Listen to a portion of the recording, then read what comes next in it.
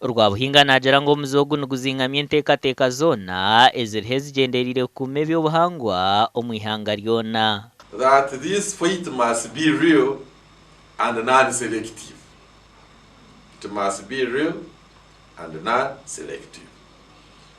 Because if you are going to handle it selectively, having the untouchables somewhere and then going for the poor peasants in this country, we shall not achieve much.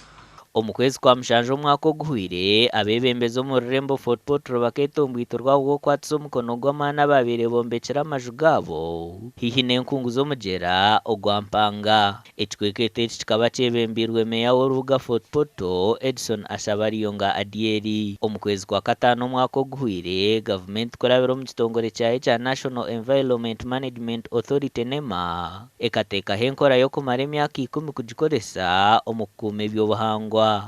Enkora egi egenderire kugaruzaho ebibira ebyasiisirwe, ebisharara, enkungu z'emigyera hamwe n'ez'enyanja. Actually, we are compiling a list of all degraded areas with the view of launching a serious fight against encroachers so that we are able to restore these areas.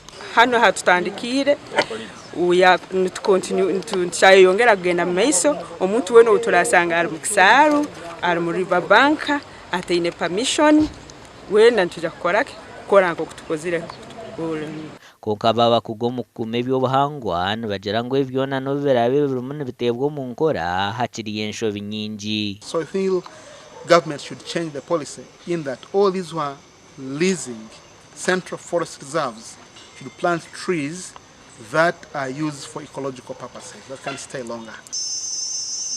Gasha kwa John Ntusingwire.